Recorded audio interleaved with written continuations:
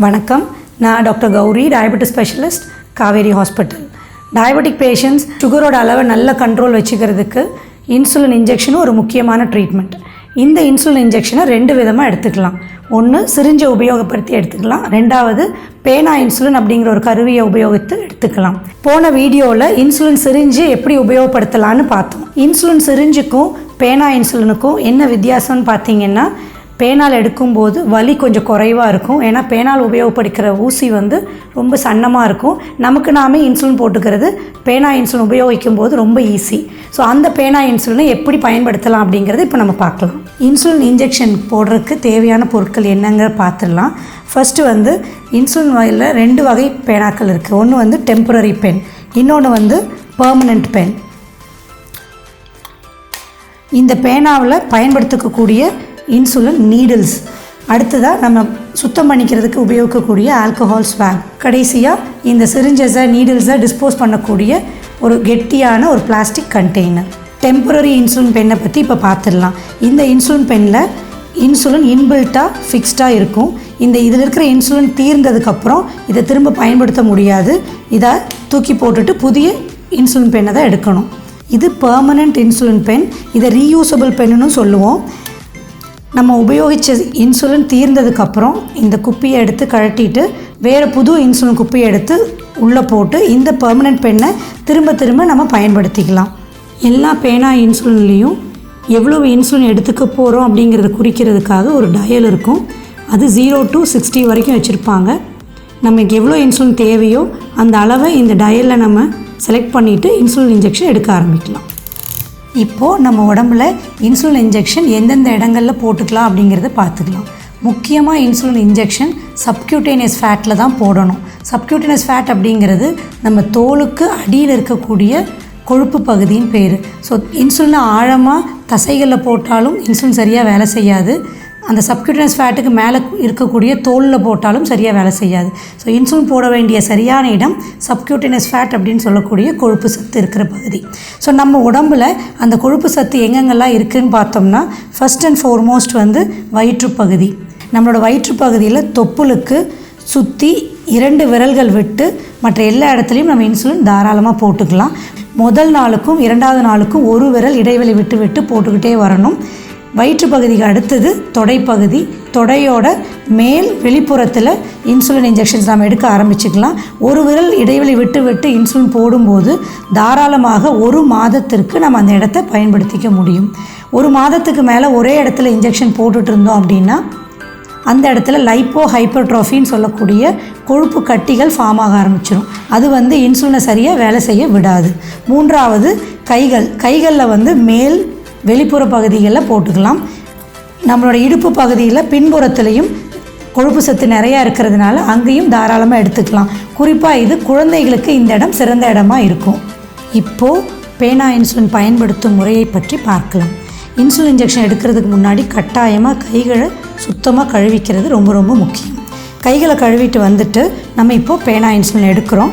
இதுதான் இன்சுலின் போட வேண்டிய கார்ட்ரிட்ஜ். இந்த இன்சுலின் கார்ட்ரிட்ஜை பேனாக்குள்ளே ஃபிக்ஸ் பண்ணுறோம்.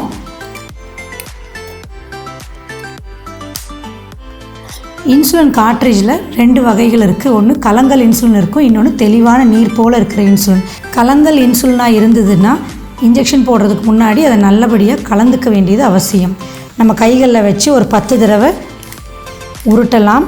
பின்னர் மேல் கீழாக இப்படி திருப்பி எடுக்கும்போது இன்சுலின் உள்ளே இருக்கிற இன்சுலின் நல்லா கலந்துக்கும். இது கலந்ததுக்கப்புறமா கேப் எடுத்து ஓப்பன் பண்ணி வச்சுட்டு ஒரு ஆல்கஹால் ஸ்வாபில் பேனாவோட மேல் பகுதியை சுத்தம் செஞ்சுக்கணும். சுத்தம் செஞ்சதுக்கப்புறமா இப்போது இந்த சிரிஞ்சு இந்த நீடில் பேனால் பொருத்துகிறோம். இதுதான் அந்த அவுட்டர் ப்ரொடெக்டிவ் கவர். இதை எடுத்துட்டு பேனாவோட மேல் பகுதியில் வச்சு பாட்டில் மூடியை திருகிறது போல் திருகி டைட் பண்ணிடுறோம். இந்த நீடிலுக்கு ஒரு அவுட்டர் கவர் ஒன்று இருக்கும், ஒரு இன்னர் கவர் ஒன்று இருக்கும். இந்த இன்னர் கவரை எடுத்து அப்புறப்படுத்திடலாம். அவுட்டர் கவரை பின்னாடி யூஸ் பண்ணுறதுக்கு உபயோகிச்சுக்கலாம். இப்போது நம்ம பேனாக்குள்ளே இருக்கிற இன்சுலினை எடுத்துட்டோம். எவ்வளோ இன்சுலின் போட போகிறோம் அப்படிங்கிறத நம்ம இப்போது டயல் பண்ண போகிறோம். ஒரு 2 யூனிட் டயல் பண்ணி பேனாவை ஸ்ட்ரைட்டாக வச்சு இப்போது நீடில் அடைச்சிருக்கா இல்லையான்னு பார்க்குறக்காக இப்போ நீடில் அடைக்காமல் இருக்குது, தாராளமாக இதை உபயோகிக்க ஆரம்பிக்கலாம். ஒரு ஆல்கஹால் ஸ்வாப் வச்சு நம்ம எந்த இடத்துல இன்ஜெக்ஷன் போடுறோமோ அந்த இடத்த சுத்தமாக தொடச்சி எடுத்துக்கணும். இப்போ நம்ம போட வேண்டிய இன்சுலின் 10 யூனிட் அப்படின்னா இந்த டயலில் 10 யூனிட் டயல் பண்ணிவிட்டு இப்போ நம்ம இன்சுலின் போட ஆரம்பிக்க போகிறோம். பேனாவை 90 டிகிரிஸ் ஆங்கிளில் வச்சு நம்ம வயிற்றுப்பகுதியில் எடுத்துக்கலாம். ஜென்ரலாக பிஞ்சப்னு சொல்லக்கூடியது பேனா இன்சுலினுக்கு தேவைப்படாது.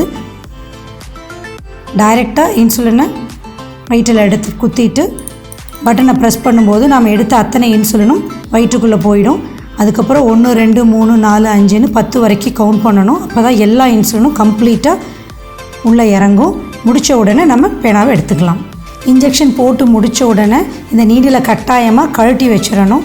எப்படி கழட்டணும் அப்படின்னா, நீடிலோட அவுட்ரு கேப் நான் முன்னாடி எடுத்து வச்சுருந்தோம் இல்லையா, அதை வச்சு பாட்டில் மூடியை ஓப்பன் பண்ணுற மாதிரி கழட்டுனீங்கன்னா இப்போ இந்த நீடில் ஒரு பஞ்சர் ப்ரூஃப் கண்டெய்னர், ஊசி துளைக்காத ஒரு பஞ்சர் ப்ரூஃப் கண்டெய்னர் ஸ்டோர் பண்ணி வச்சுக்கலாம். இந்த நீடில் இந்த பாட்டில் ஒரு முக்கால்வாசி நிரம்புற வரைக்கும் இதை பயன்படுத்திட்டு இது உங்களோட டாக்டர் என்ன சொல்கிறாங்களோ அது பிரகாரமாக டிஸ்போஸ் பண்ணிக்கலாம். குழந்தைகளோட ரீச் இல்லாத இடத்துல வச்சுக்கிறது ரொம்ப ரொம்ப முக்கியம். ஒரு தடவை இன்ஜெக்ஷன் எடுக்கும்போதும் கட்டாயமாக புது நீடில் போட்டுக்கிறது ரொம்ப நல்லது. இன்ஜெக்ஷன் போட்டு முடித்த உடனே பேனாவை திரும்பவும் ஃப்ரிட்ஜில் வைக்கணுங்கிற அவசியம் கிடையாது. ரூம் டெம்பரேச்சரில், அதாவது ஒரு 20-25 டிகிரி சென்டிகிரேடில் தாராளமாக நம்ம ஷெல்ஃப்லேயோ இல்லை டேபிள் ட்ராயர்லேயோ வச்சுக்கலாம். இன்சுலின் குத்தி எடுத்ததுக்கு பின்னாடி அந்த இடத்துல கையை வச்சு அழுத்தமாக தேய்க்கக்கூடாது.